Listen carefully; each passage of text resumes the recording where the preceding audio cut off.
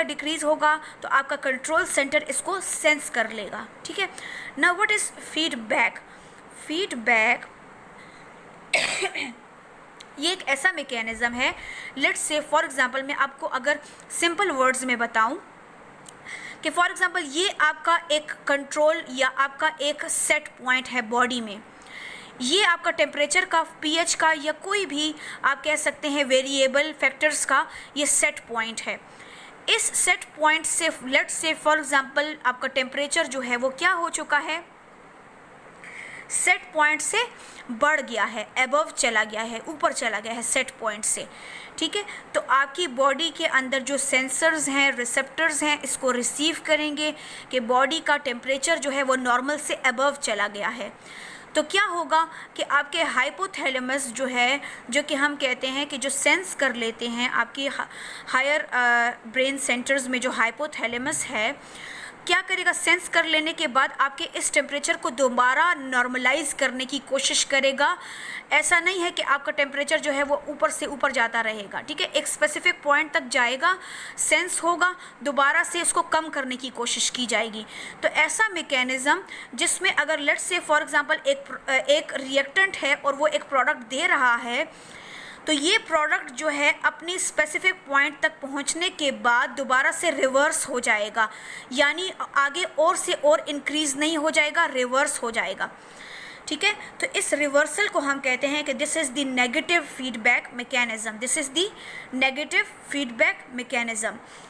When this product decreases, अब अगर ये प्रोडक्ट जो है इसने अपनी प्रोडक्शन को डिक्रीज़ करना है तो ये मैसेज देगा आपके रिएक्टेंट को कि यहाँ पर और प्रोडक्ट की ज़रूरत नहीं है, आपकी जो रिक्वायरमेंट थी वो पूरी हो चुकी है, दोबारा से ये रिवर्स हो जाएगा। So we are saying that body में जो ज़्यादातर मैकेनिज़म्स हो रहे हैं वो नेगेटिव फीडबैक मैकेनिज़म्स हैं, ठीक है। एक प्रॉपर सेट पॉइंट तक जाएगा टेम्परेचर या पीएच, हाइपोथैलेमस इसको सेंस करेगा और दोबारा अपने सेट पॉइंट पर लेकर आने की कोशिश करेगा। इसके ऑपोजिट अगर हम देखें तो हमारे पास पॉजिटिव फीडबैक है। पॉजिटिव फीडबैक में ये होता है कि अगर नॉर्मल आपकी कंडीशन ये है और ये सेट पॉइंट से ये कंडीशन लो है, ठीक है, तो बॉडी इसको ज़्यादा करने की कोशिश करेगी, इसके पॉइंट को, इसके सेट पॉइंट को ज़्यादा करने की कोशिश करेगी, यानी और से और बढ़ाएगी। यहाँ अगर आपका प्रोडक्ट रिएक्टेंट ए है और वो प्रोडक्ट बी बना रहा है, अगर ये प्रोडक्ट कम बनेगा तो ये खुद ये प्रोडक्ट जो है सिग्नल देगा कि अभी मेरे जो प्रोडक्ट की जो एफिशिएंसी है वो कम है, तो ये और से और रिलीज़ करेगा, और से और ये प्रोडक्ट्स बनाएगा। तो वी आर सेइंग दैट कि यहाँ जो प्रोसेस है वो एम्पलीफाई हो रहा है, डिक्रीज़ या रिवर्स नहीं हो रहा, कम नहीं हो रहा, बल्कि और से और एम्पलीफाई हो रहा है, ज़्यादा हो रहा है। लेकिन इसकी भी लिमिट है, ठीक है।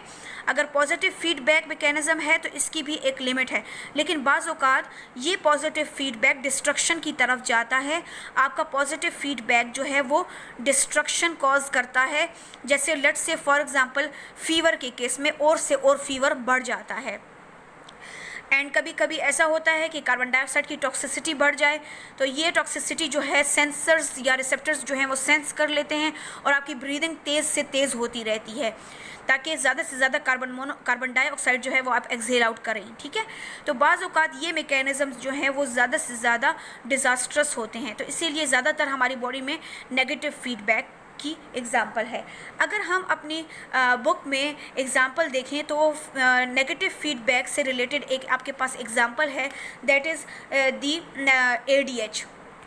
So we are saying that कि आपकी बॉडी में हर चीज़ का एक स्पेसिफिक सेट पॉइंट है। यहाँ पर नेगेटिव फीडबैक में आपके पास एग्ज़ाम्पल जो है वो ADH की दी गई है। जैसे कि आपको पता है कि आपकी बॉडी में आपकी जो हायर सेंटर्स हैं, आपकी जो ब्रेन सेंटर है जिसमें आपके पास होता है cerebral hemisphere, then we have the mid brain, pons, medulla and spinal cord. तो ये जो आपका हायर ब्रेन्स हैं जिसको हम कहते हैं सेरेब्रल हेमिस्फीयर, यहाँ प्रेजेंट होता है थैलेमस, थैलेमाई जिसको हम कहते हैं बोथ साइड्स पे, ठीक है। थैलेमस से हम आगे मूव करें तो आपके पास आ जाती है mass of matter which is called the which is called the hypothalamus, Under the hypothalamus we have a gland which is called the pituitary gland, and as you have studied in your lower classes that pituitary gland is the master gland, but nowadays the doctor says that actually hypothalamus is master, but master is the master is this, but the pituitary is under the works under the direction of this master. ठीक है, a master is working under the direction of another master. We are saying that कि आपके पास college में principle होती हैं, principle is the example of के hypothalamus की जो आपके डायरेक्शंस देती हैं. पिट्यूटरी आपके पास एग्जाम्पल है टीचर्स की जो कि उनकी सुपरविजन में काम कर रही हैं, ठीक है ना. तो हाइपोथैलेमस जो है वो सारे के सारे सिग्नल्स देगा और फिर पिट्यूटरी ग्लैंड जो है वो फंक्शन परफॉर्म करेगी.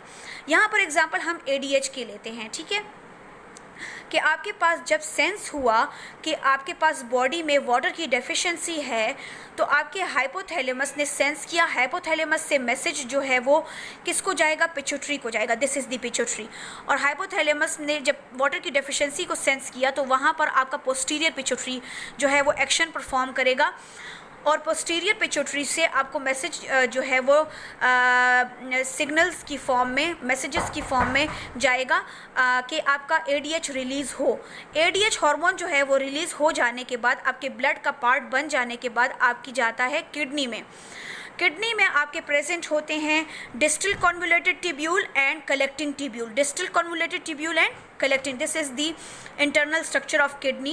I will also explain this topic, this internal structure later on, but here I would like to highlight कि DCT क्या है और CT क्या है.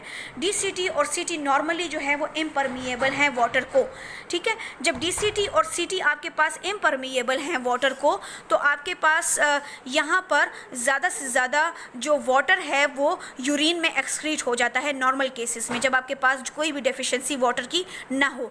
लेकिन यहाँ पर अब हमारे पास आ गया है केस कि यहाँ पर क्या हो गई है, वाटर की डेफिशिएंसी हो गई है.